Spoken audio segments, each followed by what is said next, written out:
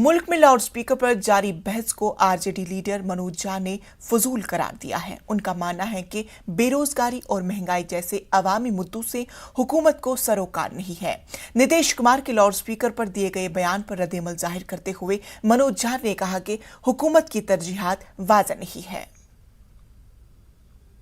RJD के राज्यसभा सांसद और मुख्य प्रवक्ता मनोज कुमार झा से सर, मुख्यमंत्री नीतीश कुमार ने भी अब लाउड स्पीकर मसले पर कहा है कि इस तरह से संभव नहीं है। उन्होंने भी इस चीज़ों को एक तरह से गलत बताया है। देखिए, व्यापक संदर्भ ये है कि इस देश में हो क्या रहा है।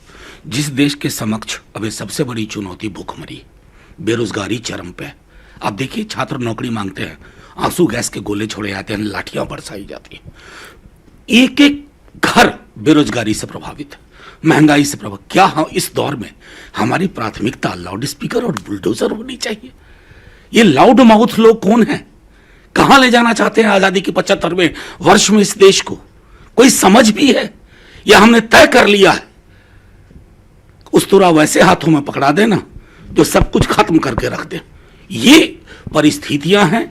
देश की स्थिति भयावह है।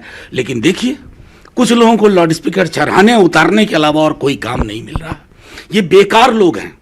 इनके हाथ में सत्ता जो है ना, एक एक दिन कंटिन्यूएशन, वो खतरनाक है इस देश के लिए। इस मुद्दे पर देखा जाए तो आरजेडी और जेडीयू दोनों के सुर एक जैसे मिल रहे हैं। देखिए, सवाल ये नहीं कि आरजेडी और जेडीयू का सुर, कोई भी व्यक्ति जो संविधान सम्मत राजनीति की बात कर रहा हो, नेता प्रतिपक्ष लगातार कह रहे हैं ना तेजस्वी जी कि आपकी प्राथमिकताएं क्या है साहब। तकरीबन जून में 19 महीने हो जाएंगे, 19 लाख रोजगार का बात थी। 19 लाख का कितना अंश अभी तक आपने दिया है? या जुमलेबाजी फिर से? ये नहीं होना चाहिए ना। लाउड स्पीकर चढ़ाओ, लाउड स्पीकर उतारो, बुलडोजर को न्याय की मूर्ति की जो वो छवि है ना तराजू वाली, उसके बदले वहां बुलडोजर की मूर्ति लगा दो। कमाल के लोग हैं, कमाल के लोग हैं। और ये सब हो रहा है आजादी के, जिसको कहते हैं ना अमृतकाल, ये तो विषकाल बना रहे हैं आप। अमृतकाल कहां से? आरजेडी के मुख्य प्रवक्ता मनोज झा। कैमरामैन प्रहलाद के साथ अमितेश, न्यूज़ 18 दिल्ली।